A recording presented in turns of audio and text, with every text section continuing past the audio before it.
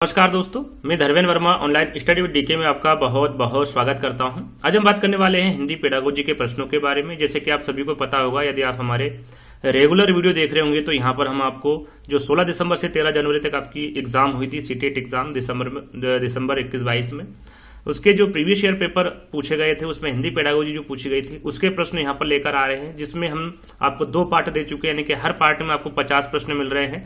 तो 50 प्रश्न के 100 प्रश्न हम आपको दे चुके हैं। आगे जो प्रश्न मिलेंगे वो आपके 101 से लगाकर 150 तक मिलेंगे। यहाँ पर भी आपको 50 प्रश्न मिलेंगे।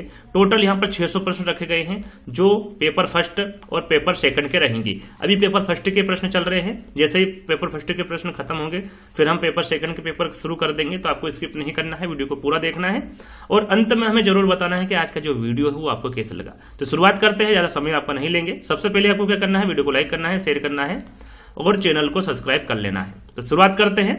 आज का आपका पहला प्रश्न है, पढ़ना लिखना सीखना तब सरल होता है जब। कब सरल होता है पढ़ना लिखना और सीखना? उन्हें किसी उद्देश्य के साथ जोड़ा जाए तब होता है, उन्हें वर्णमाला ज्ञान के साथ जोड़ा जाए तब होता है, निरंतर अभ्यास कराया जाए तब होता है, या फिर निरंतर परीक्षाओं का आयोजन किया जाए तब होता है। पढ़ना लिखना सीखना कब सरल होता है, इसके बारे में आपको बताना है। आप भी यहाँ पर आंसर दे सकते हैं। देखिए यहाँ पर आपका सही आंसर होगा, पढ़ना लिखना सीखना तब सरल होता है जब किसी उद्देश्य के साथ आप उसको जोड़ते हैं, तब पढ़ना लिखना सीखना सरल होता है। तो पहला वाला विकल्प आपका सही होगा। अगला प्रश्न है आपका, भाषा के 2 पक्ष होते हैं। देखिए एक होता है संरचनात्मक पक्ष, दूसरा पक्ष आपको बताना कि दूसरा कौन सा होता है। ये तो पहला हो गया, दूसरा कौन सा है उसके बारे में आपको बताना है। साहित्यिक होगा, प्रकार्यात्मक होगा, भावनात्मक होगा या फिर अलंकारिक होगा। तो दूसरे पक्ष के बारे में पूछा गया है, तो राइट आंसर आपका यहां पर होगा प्रकार्यात्मक। भाषा के 2 पक्ष होते हैं, जिसमें एक तो होता है संरचनात्मक पक्ष और दूसरा होता है प्रक्रियात्मक। तो यहां पर आपका जो दूसरा वाला विकल्प होगा वो सही होगा। चलिए अगला प्रश्न है आपका, भाषाई क्षमताओं के बारे में कौन सा कथन उचित नहीं है। यहां पर देखिए नेगेटिव प्रश्न पूछा गया है। नेगेटिव प्रश्न पूछा गया है, हमेशा ध्यान देना है प्रश्न में क्या पूछा गया है, उसके अनुसार आपको आंसर देना है। भाषाई क्षमता के बारे में पूछा गया है कि कौन सा कथन उचित नहीं है। भाषाई क्षमताएं एक दूसरे को प्रभावित करती है, भाषाई क्षमताएं एक क्रम से नहीं सीखी जाती, भाषाई क्षमताएं एक क्रम से सीखी जाती, या फिर भाषाई क्षमताओं में समझ अंतर्निहित होती। यहां पर आपको कौन सा उचित कथन नहीं है भाषाई क्षमताओं के बारे में ये बताना है। तो यहां पर राइट आंसर आपका होगा, भाषाई क्षमताएं एक क्रम से सीखी जाती है। यहां पर यह कथन उचित नहीं होगा। जो भाषाई क्षमता होती है वो एक क्रम में नहीं सीखी जाती है। तो यहां पर सही आंसर आपका कौन सा होगा, तीसरा वाला होगा। चलिए अगला प्रश्न है, विद्यालय की पाठचर्या सहगामी क्रियाएं ऐसी हो जो बच्चों को रिक्त स्थान के अवसर प्रदान करे। मौखिक अभिव्यक्ति के, लिखित अभिव्यक्ति के, भाषा प्रयोग के या फिर अभिनय के, किसके अवसर प्रदान करे? राइट आंसर आपका यहां पर होगा भाषा प्रयोग के। विद्यालय की पाठचर्या सहगामी क्रिया ऐसी हो जो बच्चों को भाषा प्रयोग के अवसर प्रदान करे। तीसरा वाला विकल्प आपका सही होगा। अगला प्रश्न है, भाषाई क्षमताओं के विकास में सर्वाधिक महत्वपूर्ण क्या है? रेडियो है, टेलीविजन है, अंतःक्रिया है या फिर परीक्षा है? भाषाई क्षमताओं के विकास में सर्वाधिक महत्वपूर्ण क्या है पूछा गया है। राइट आंसर आपका यहां पर क्या होगा, अंतःक्रियाएं। भाषाई क्षमताओं के विकास में सर्वाधिक महत्वपूर्ण क्या होता है, अंतःक्रिया होती है। यहां पर तीसरा वाला विकल्प आपका सही होगा। चलिए अगला प्रश्न है, संदर्भ में व्याकरण पर जोर भाषा के नियमों के प्रति समझ बनाना है, भाषा के नियमों को कंठस्थ करना है, विषय वस्तु का अनुवाद करना है या फिर नियमों का अति सामान्यकरण करना है। संदर्भ में व्याकरण पर जोर, यहां पर आप 4 विकल्प देख सकते हैं, इसके माध्यम से आप आंसर भी दे सकते हैं। राइट आंसर होगा, संदर्भ के व्याकरण पर जोर भाषा के नियमों के प्रति समझ बनाना है। यहां पर पहला वाला विकल्प आपका बिल्कुल सही होगा। चलिए अगला प्रश्न, उदाहरण से सामान्यकरण की यात्रा। देखिए उदाहरण से सामान्यकरण की यात्रा किसमें होती है? आगमन में होती है, निगमन में होती है, उपदेशनात्मक में होती है या फिर प्रत्यक्ष में होती है? तो हमेशा याद रखिएगा, जब उदाहरण से सामान्यकरण की यात्रा पूछे तो ये किसमें होगी, आगमन में होगी। पहला वाला विकल्प आपका सही होगा। अगला प्रश्न है, भाषा अधिगम के लिए सामग्री तैयार करने के सिद्धांत में से क्या है? प्रत्येक आयु वर्ग के लिए जटिल सामग्री चुनी जानी चाहिए, सामग्री उपयोगितापूर्ण तरीके से स्तरों के अनुसार होनी चाहिए, किसी भी प्रकार की सामग्री चुनी जा सकती है या फिर सामग्री छोटी तथा सीमित होनी चाहिए। देखिए भाषा अधिगम के लिए सामग्री तैयार करने के सिद्धांत के बारे में पूछा गया है, तो किस प्रकार की होनी चाहिए? सामग्री उपयोगितापूर्ण होनी चाहिए, उपयोगितापूर्ण तरीके से स्तरों के अनुसार होनी चाहिए। तो यहां पर सेकंड वाला विकल्प आपका सही होगा। अगला प्रश्न है भाषा अर्जन होता है जब, कब होता है भाषा अर्जन? बच्चे को व्याकरण के नियम पढ़ाए जाए तब होता है, बच्चे को पुरस्कार या दंड दिया जाए तब होता है, बच्चे को भाषा के अवसर मिलते हैं तब होता है, या फिर बच्चा बिना सचेतन ध्यान के भाषा ग्रहण करता है। देखिए यहाँ पर दो उत्तर बताए जाते हैं बहुत सारे, कोई यहाँ पर फोर्थ वाला विकल्प बताया गया, बच्चा बिना सचेतन ध्यान के भाषा ग्रहण करता है, लेकिन जो आयोग ने आंसर दिया है वो तीसरा वाला दिया है, और यही मेरे को भी सही लगता है कि बच्चे को भाषा के अवसर मिलते हैं, भाषा अर्जन तब होता है जब बच्चे को भाषा के अवसर मिलते हैं। तो यहाँ पर तीसरा वाला विकल्प आपका सही होगा। कौन सा? तीसरा वाला, आयोग ने भी यही आंसर को सही माना है। तो याद रखिएगा, बच्चे को भाषा के अवसर मिलते तब भाषा अर्जन होता है। तो यहाँ पर तीसरा वाला विकल्प आपका सही होगा। चलिए अगला प्रश्न है आपका, जब बच्चे को कविता सुनाने के लिए कहा जाता है, यहाँ शिक्षक को उसके रिक्त स्थान के आकलन में साहित्य के ज्ञान, बोलने में निपुणता, अभिनय के गुण या फिर अवबोधन। राइट आंसर आपका क्या होगा 110 का? राइट आंसर होगा, देखिए जब बच्चे को कविता सुनाने के लिए कहा जाता है, यहाँ शिक्षक को उसके बोलने में निपुणता के आकलन होता है। यहाँ पर देखिए क्या होता है, उसमें बोलने में निपुणता का आकलन होता है। यहाँ पर दूसरा वाला विकल्प आपका सही होगा। अगला प्रश्न है आपका, मानस मंथन जिसे ब्रेन स्ट्रोमिंग भी कहा जाता है, इसका अर्थ आपको बताना है। ब्रेन स्ट्रोमिंग या फिर मानस मंथन का अर्थ क्या होता है? विषय से संबंधित विचारों के प्रति सजगता होती, कुछ मानसिक क्रियाएं करना होती, कुछ समझने के लिए प्रयास करना होता है, या फिर मस्तिष्क को कुछ प्रकार के उद्दीपन देना होता है। ब्रेन स्ट्रोमिंग के बारे में पूछा गया है।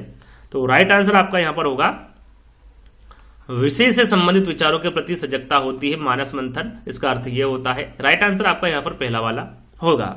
चलिए अगला प्रश्न है, निम्नलिखित में से कौन सी अवधारणा भाषा शिक्षण के विषय में गलत है? देखिए यहाँ पर नेगेटिव प्रश्न पूछा गया है, भाषा शिक्षण के विषय में कौन सी अवधारणा गलत है इसके बारे में पूछा गया है। शिक्षार्थी वास्तविक परिस्थितियों में भाषा प्रयोग के प्रयास द्वारा भाषा अर्जित करते हैं, क्या यह गलत है? शिक्षार्थियों की प्रथम भाषा सीखने में महत्वपूर्ण भूमिका निभाती, क्या यह गलत है? भाषा शिक्षण का ध्यान संप्रेषणात्मक गतिविधियों पर होना चाहिए, क्या यह गलत है? या फिर भाषा शिक्षण में बोलने की जगह लेखन को महत्व देना चाहिए, क्या यह गलत है? आपको चारों विकल्पों में से भाषा शिक्षण के विषय में गलत कथन को चुनना है। देखिए राइट आंसर होगा आपका, भाषा शिक्षण में बोलने की जगह लेखन को महत्व देना चाहिए, यहां शिक्षण के विषय में गलत होगा। तो फोर्थ वाला विकल्प आपका बिल्कुल सही होगा। अगला प्रश्न है, किसी पाठ या अवधारणा विशेष के अंत में आयोजित की जाने वाली परीक्षा, जिसको हम टेस्ट भी कहते हैं, वो क्या कहलाता है? निदानात्मक परीक्षण, श्रेणी हेतु परीक्षण, उपलब्धि परीक्षण या फिर स्मृति परीक्षण?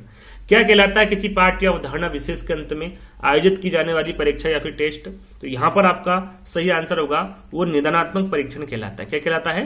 निदानात्मक परीक्षण। पहला वाला विकल्प आपका सही होगा। चलिए भाषा के उत्पादक कौशल है। देखिए भाषा के उत्पादक कौशल के बारे में पूछा गया है। पठन तथा लेखन है, पठन तथा श्रवण है, वाचन तथा लेखन है, या फिर वाचन तथा श्रवण। देखिए यह प्रश्न पहले भी पूछा जा चुका है, तो राइट आंसर आप सभी को पता होगा। राइट आंसर है आपका वाचन तथा लेखन। भाषा के जो उत्पादक होंगे वो वाचन तथा लेखन होंगे। तीसरा वाला विकल्प आपका सही होगा। अगला प्रश्न है, प्राथमिक स्तर की पाठ्य पुस्तकों में चित्रों का उद्देश्य यहाँ पर आपको बताना है क्या है। पाठ्य पुस्तक को आकर्षक बनाना, पाठ्य पुस्तक को रंगीन बनाना, विचारों तथा संकल्पनाओं को समझना या फिर कहानी को समझना। प्राथमिक स्तर पर पूछा गया है पाठ्य पुस्तकों में चित्रों का उद्देश्य। राइट आंसर आपका यहाँ पर होगा विचारों तथा संकल्पनाओं को समझना। ये प्राथमिक स्तर की पाठ्य पुस्तकों में चित्रों का उद्देश्य होता है। तीसरा वाला विकल्प आपका सही होगा। अगला प्रश्न है, निम्नलिखित में से कौन सा कथन भाषा कौशल के बारे में सही है? देखिए भाषा कौशल के बारे में सही कथन का चयन आपको करना है। विद्यालयों को केवल पठन तथा लेखन कौशल पर ध्यान देना चाहिए, क्योंकि श्रवण तथा वाचन कौशल स्वतः ही आ जाते हैं। भाषा कौशलों को श्रवण, वाचन, पठन तथा लेखन के उचित क्रम को पढ़ाना चाहिए। सभी भाषा कौशल अंतः संबंधित है तथा शिक्षण अधिगम प्रक्रिया में इन्हें एकीकृत किया जाना चाहिए। भाषा के नियम, लक्ष्य भाषा को दिए जाने वाले अवसरों से अधिक महत्वपूर्ण है। देखिए भाषा कौशल के बारे में सही कथन का आपको चयन करना है, और यहां पर आपका बिल्कुल सही आंसर होगा, सभी भाषा कौशल अंतः संबंधित है तथा शिक्षण अधिगम प्रक्रिया में इन्हें एकीकृत किया जाना चाहिए। तीसरा वाला विकल्प आपका बिल्कुल सही होगा भाषा कौशल के संबंध में। चलिए अगला प्रश्न है, निम्नलिखित में से कौन सा कथन गृह कार्य के संबंध में सही है? देखिए गृह कार्य के संबंध में सही कथन का चयन करना है आपको। गृह कार्य अभिभावकों को सम्मिलित करने का सर्वश्रेष्ठ तरीका है। गृह कार्य पढ़ाई गई संकल्पनाओं का विस्तार तथा अभ्यास होना चाहिए। प्रत्येक शिक्षक को शिक्षार्थियों को प्रतिदिन कुछ गृह कार्य देना चाहिए, या फिर गृह कार्य शिक्षार्थियों को व्यस्त रखने का एकमात्र साधन है। गृह कार्य के बारे में आपको सही कथन का चयन करना है। देखिए राइट आंसर होगा अभ्यास होना। जब गृह कार्य देते हैं तो क्या होता है, उसमें गृह कार्य पढ़ाई गई संकल्पनाओं का विस्तार होता है तथा उसका अभ्यास भी होता है, यानी कि अभ्यास होना चाहिए। सही आंसर आपका यहाँ पर सेकंड वाला होगा। चलिए अगला प्रश्न है, भाषा शिक्षण में पाठ्य पुस्तक एक मात्र साधन है, एक महत्वपूर्ण साधन है, महत्वपूर्ण नहीं है या फिर आखिरी संसाधन है। भाषा शिक्षण में पाठ्य पुस्तक क्या है, इसके बारे में आपको बताना है। तो ये क्या होती है, भाषा शिक्षण में पाठ्य पुस्तक एक महत्वपूर्ण साधन होती है। राइट आंसर आपका यहाँ पर सेकंड वाला होगा। अगले प्रश्न की ओर बढ़ेंगे। अगला प्रश्न है आपका, वाचन कौशल को विकसित करने का एक महत्वपूर्ण पहलू क्या है। स्पष्ट तथा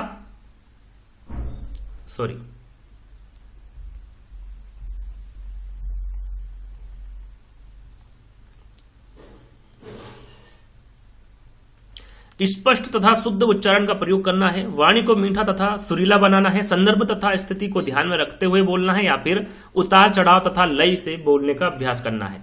यहां पर वाचन कौशल को विकसित करने का एक महत्वपूर्ण पहलू आपको बताना है। राइट आंसर आपका होगा, उसका पहलू जो होगा महत्वपूर्ण वो होगा कि संदर्भ तथा स्थिति को ध्यान में रखते हुए बोलना। यह वाचन कौशल को विकसित करने का एक महत्वपूर्ण पहलू हो सकता है। तीसरा वाला विकल्प आपका सही होगा। अगले प्रश्न की ओर बढ़ेंगे। अगला प्रश्न है आपका, डायरी लेखन। देखिए डायरी लेखन शिक्षार्थियों की सहायता करता है अपने अधिगम पर चिंतन करने में, अपने साथियों के अधिगम पर चिंतन करने में, अपने उच्चारण का आकलन करने में, या फिर अपने श्रवण वाचन कौशलों के आकलन में। डायरी लेखन शिक्षार्थियों की सहायता किस प्रकार करता है, इसके बारे में आपको बताना है। राइट आंसर आपका होगा, ये अपने अधिगम पर चिंतन करने में डायरी लेखन शिक्षार्थियों की सहायता करता है। पहला वाला विकल्प आपका सही होगा। चलिए अगला प्रश्न है, प्राथमिक स्तर पर चयनित बाल साहित्य में सर्वाधिक महत्वपूर्ण बिंदु आपको बताना है। देखिए बाल साहित्य में सर्वाधिक महत्वपूर्ण बिंदु प्राथमिक स्तर पर आपको बताना है। रंगीन चित्र है, सार्थक पुनरावृत्ति है, संक्षिप्तता है, केवल चित्रात्मकता है। क्या है राइट आंसर आपका होगा यहाँ पर सार्थक पुनरावृत्ति। देखिए प्राथमिक स्तर में पूछा गया है कि प्राथमिक स्तर पर चयनित बाल साहित्य में सर्वाधिक महत्वपूर्ण बिंदु क्या है, तो सार्थक पुनरावृत्ति है। दूसरा वाला विकल्प आपका सही होगा।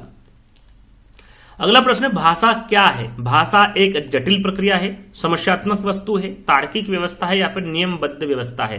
भाषा एक क्या है, भाषा के बारे में आपको बताना है। तो भाषा क्या है, ये नियमबद्ध व्यवस्था है भाषा। तो फोर्थ वाला विकल्प आपका सही होगा।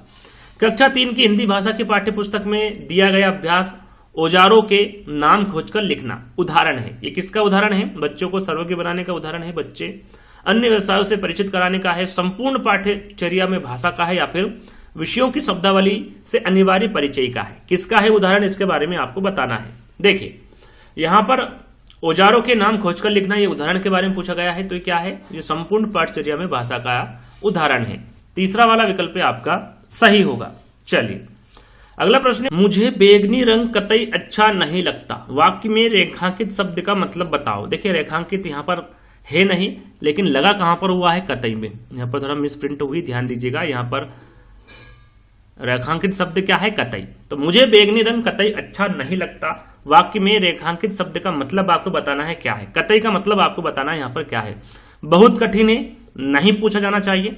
बहुत सरल है, पूछा जाना चाहिए। संदर्भ में शब्दावली का उदाहरण है, या फिर बच्चों के भाषा ज्ञान को महत्व देता है। यहां पर कतई का आपको मतलब बताना है क्या है। तो यहां पर देखिए इसका मतलब होता है संदर्भ में शब्दावली का एक उदाहरण है ये, ना कि बहुत कठिन है, ना इसे पूछा जाना चाहिए, ना ही बहुत सरल है। ये दो विकल्प आपके गलत होंगे, पहला, दूसरा और चौथा। सही क्या होगा आपका, ये संदर्भ में शब्दावली का उदाहरण है कतई। तो तीसरा वाला विकल्प आपका सही होगा। चलिए अगला प्रश्न है, हमारे देश की रिक्त स्थान विविधता हमारा एक भाषाई रिक्त स्थान है। क्या है, साहित्यिक सुनित भाषिक संबल है, भौगोलिक विस्तार है, या फिर भाषिक हथियार है।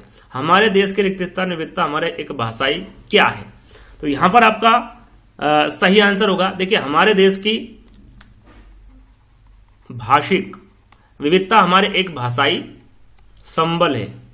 क्या है, संबल है। तो यहां पर जो सेकंड वाला विकल्प होगा वो आपका सही होगा। चलिए यहां पर सुनित नहीं, चुनौती लिखा हुआ है, चुनौती, ध्यान दीजिएगा। साहित्य चुनौती, भाषिक संबल, भौतिक विस्तार और भाषिक हथियार। तो यहां पर ध्यान दीजिएगा। वैसे राइट आंसर होगा नहीं आपका पहला, राइट आंसर आपका कौन सा होगा, सेकंड वाला होगा। तो भाषिक और संबल आपका यहां पर आएगा, तो सेकंड वाला विकल्प सही होगा। चलिए आगे बढ़ते हैं। प्राथमिक स्तर पर शिक्षा का माध्यम रिक्त स्थान ही होना चाहिए। मातृभाषा हिंदी, अंग्रेजी या फिर विदेशी। प्रारंभिक स्तर पर पूछा गया है, सभी को पता है, सरल सा प्रश्न है, मातृभाषा ही होना चाहिए। शिक्षा का माध्यम, तो पहला वाला विकल्प आपको सही होगा। अगला प्रश्न है, विभिन्न प्रकार की शिक्षण सामग्री भाषा सीखने सिखाने की प्रक्रिया को बनाती है, सरल बनाती है, रोचक बनाती है, समावेशी या फिर जटिल। तो यहां पर आपका सही आंसर होगा, देखिए विभिन्न प्रकार की शिक्षण सामग्री भाषा सीखने सिखाने की प्रक्रिया को क्या बनाती है, समावेशी बनाती है। तीसरा वाला विकल्प आपका सही होगा। किस विद्या में मौखिक अभिव्यक्ति के विकास की सर्वाधिक गुंजाइश है, जीवनी की, आत्मकथा की, डायरी की या फिर एकांकी की। सॉरी, डायरी लिखा होगा यहां पर, है ना, डायरी की या फिर एकांकी की। राइट आंसर बताना है आपको क्या होगा। देखिए किसी विधा में मौखिक अभिव्यक्ति के विकास की जो सर्वाधिक गुंजाइश होगी वो एकांकी होगी। क्या होगी, एकांकी। फोर्थ वाला विकल्प आपका सही होगा। चलिए अगला प्रश्न है, प्राथमिक स्तर के बच्चों में रिक्तस्थान और रिक्तस्थान के माध्यम से लेखन कौशल का विकास किया जा सकता है। यहां पर किससे लेखन कौशल का विकास किया जा सकता है ये आपको बताना है। प्राथमिक स्तर के बच्चों में लिपि ज्ञान, वर्तनी, रेखांकन, शब्द लेखन, रेखांकन, चित्रांकन, वर्तनीय ज्ञान, वाक्य लेखन। यहां पर कौन सा सही होगा इसके बारे में आपको बताना है। देखिए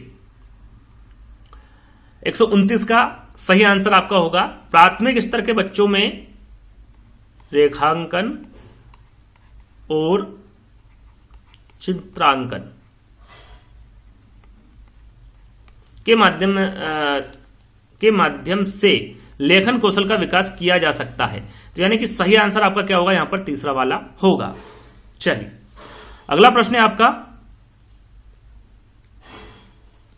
तुम्हारी परिचित नदी के किनारे क्या क्या होता है। सवाल बच्चों को रिक्त स्थान का अवसर देता है। कौन से अवसर देता है सवाल, ये जो सवाल है, तुम्हारी परिचित नदी के किनारे क्या क्या होता है, इस प्रकार का सवाल। अपनी नदियों की जानकारी देना है, अपने अनुभवों को साझा करना है, अपने पर्यावरण का संरक्षण करना है या फिर विभिन्न नदियों के नाम बताना है। क्या है राइट आंसर आपका यहां पर होगा। देखिए तुम्हारी परिचित नदी के किनारे क्या क्या होता है, सवाल बच्चों को अपने अनुभवों को साझा करने का अवसर देता है। यहां पर दूसरा वाला विकल्प आपका सही होगा। चलिए अगला प्रश्न, भाषा अर्जन क्षमता से संबंधित है। स्किनर, पियाजे, चॉम्स्की, वाइगोत्स्की, सभी को पता होगा। जहां पर भाषा अर्जन हो, राइट आंसर आपका क्या होगा, हमेशा चॉम्स्की होगा। भाषा अर्जन क्षमता चॉम्स्की से संबंधित है। तीसरा वाला विकल्प आपका सही होगा। मोना दूसरी कक्षा में पढ़ती है, वहां पढ़ते समय अटकती है, संभवतः वहां रिक्त स्थान से ग्रस्त है। देखिए अटकना यानी कि पढ़ने में उसको कठिनाई हो रही है, तो इसके बारे में आपको बता चुका हूं, एक ऑलरेडी एक वीडियो इसी पर बनाया हुआ है, कहानी के माध्यम से आपको समझाया हुआ है। जो सीटेट ऑनलाइन प्रीवियस ईयर में पेपर में पूछे गए हैं, सभी में से प्रश्न को निकालकर आपको बताया है। तो मुझे जहां तक लगता है आपको इसका आंसर पता होगा। डिस्ग्राफिया, डिसलेक्सिया, डिसकैलकुलिया या फिर अफेजिया, जिसको पढ़ने में कठिनाई होती है वो किससे ग्रसित होता है, इसके बारे में आपको बताना है। राइट आंसर आपको क्या होगा, यहां पर डिसलेक्सिया। सेकंड वाला विकल्प आपका सही होगा। यदि आपको समझ में नहीं आ रहा है तो मैंने कहानी के माध्यम से आपको एक ट्रिक बताई है, उसको देख लीजिएगा। उसके बाद जो सीटेट प्रीवियस ईयर पेपर में प्रश्न पूछे गए क्षमता से संबंधित, अक्षमता से संबंधित, उन प्रश्नों को देख लीजिएगा, आप आसानी से वहां पर हल कर देंगे। तो उन दोनों वीडियो को देख लीजिएगा। चलिए अगला प्रश्न है आपका, सुनी और पढ़ी कहानियों के आधार पर बच्चों के साथ कौन सी भाषाई गतिविधि सर्वाधिक महत्वपूर्ण है। कहानी को शब्दशः दोहराना, कहानी के पात्रों के नाम बताना, कहानी का शीर्षक बताना या फिर कहानी पर प्रश्न निर्माण करना। यहां पर सही आंसर का चयन आपको करना है, क्या होगा। तो देखिए सुनी और पढ़ी कहानियों के आधार पर बच्चों के साथ कौन सी भाषाई गतिविधि सर्वाधिक महत्वपूर्ण होगी, तो कहानी पर प्रश्न निर्माण करना जो गतिविधि है ये सर्वाधिक महत्वपूर्ण होगी। यहां पर फोर्थ वाला विकल्प आपका सही होगा। चलिए अगला प्रश्न है, प्राथमिक स्तर पर हिंदी भाषा का आकलन करते समय आप किसे सर्वाधिक महत्वपूर्ण मानते हैं। मौखिक अभिव्यक्ति को, लिखित परीक्षा को, जांच सूची को या फिर साक्षरता को। देखिए प्राथमिक स्तर पर पूछा गया है, तो प्राथमिक स्तर पर याद रखिएगा मौखिक अभिव्यक्ति। प्राथमिक स्तर पर हिंदी भाषा का आकलन करते समय आप मौखिक अभिव्यक्ति को सर्वाधिक महत्वपूर्ण मानते हैं। पहला वाला विकल्प आपका सही होगा। कविता के संदर्भ में सर्वाधिक महत्वपूर्ण क्या है, भावपूर्ण पठन है, व्याख्या है, अलंकार या फिर छंद है। कविता के संदर्भ में बताना है तो हमेशा याद रखिएगा भावपूर्ण पठन। ये प्रश्न 2 से 3 बार पूछा जा चुका है हिंदी पेडागोजी में, तो याद रखिएगा भावपूर्ण पठन यहां पर आपका सही आंसर होगा। चलिए अगला प्रश्न है आपका, क्रेसन। क्रेसन के अनुसार व्याकरण करता है कि भाषा अधिगम करता अपने भाषा प्रयोग की शुद्धता का मूल्यांकन कैसे करते हैं। निवेश परिकल्पना करके, स्वाभाविक क्रम परिकल्पना करके, अफेक्टिव फिल्टर परिकल्पना करके या फिर मॉनिटर परिकल्पना। तो यहां पर देखिए क्रेसन के अनुसार आपको बताना है। तो क्रेसनर के अनुसार जो है ये मॉनिटर परिकल्पना व्याकरण करता है कि भाषा अधिगम करता अपने भाषा प्रयोग की शुद्धता का मूल्यांकन कैसे करता है। मॉनिटर परिकल्पना आपका यहां पर बिल्कुल सही आंसर होगा।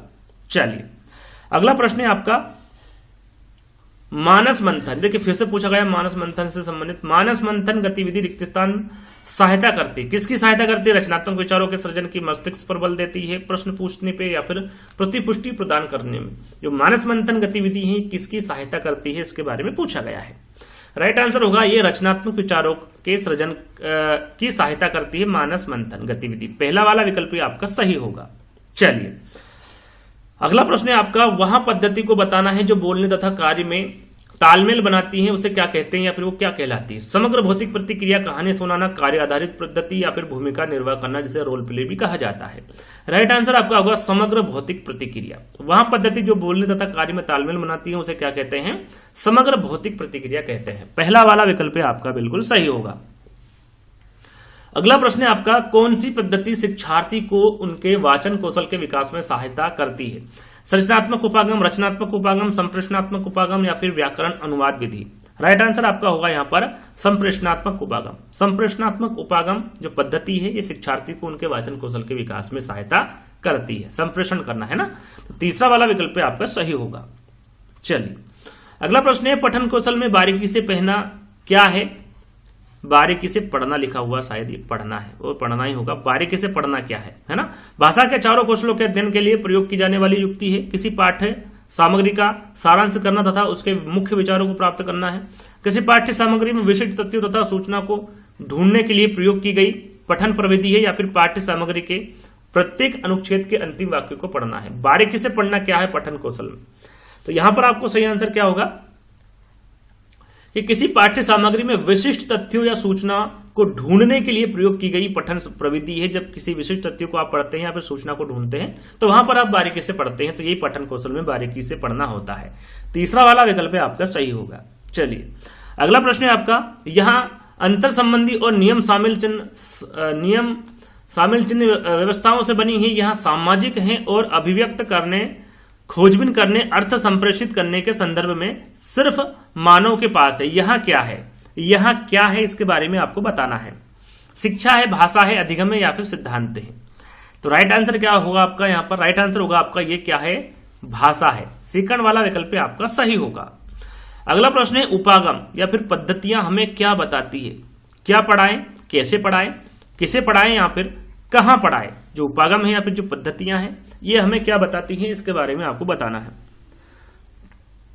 तो ये क्या बताती है कि क्या पढ़ाएं? जो उपागम है या फिर जो पद्धतियां हैं वो हमें क्या बताती है कि हमें क्या पढ़ाना चाहिए? पहला वाला विकल्प आपको सही होगा। चलिए अगला प्रश्न है शिक्षण अधिगम प्रक्रिया में आकलन का उद्देश्य आपको बताना है। शिक्षार्थियों को प्रतिपुष्टि उपलब्ध कराना, विद्यालय प्रशासन को सूचना उपलब्ध कराना, शिक्षण में सबल पक्ष तथा कमियों का निदान करना या फिर त्रुटियों का पता लगाना तथा उन्हें सही करना। शिक्षण अधिगम प्रक्रिया में आकलन का उद्देश्य आपको बताना है क्या होगा? तो यहां पर आपका सही आंसर होगा शिक्षार्थियों को प्रतिपुष्टि उपलब्ध कराना। यह शिक्षण अधिगम प्रक्रिया में आकलन का उद्देश्य होता है। अगला प्रश्न है आपका भाषा अर्जन। भाषा अर्जन की अवस्थाओं के सही क्रम को चुनिए। भाषा अर्जन की अवस्थाओं का सही क्रम आपको बताना है क्या होगा?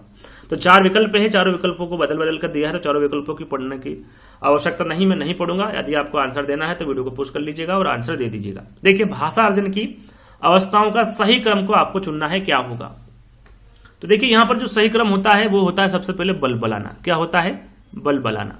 फिर होता है किलकारी मारना, जिसे क्विंग भी कहा जाता है। उसके बाद जो बच्चा होता है वो एक शब्दी अवस्था में पहुंचता है।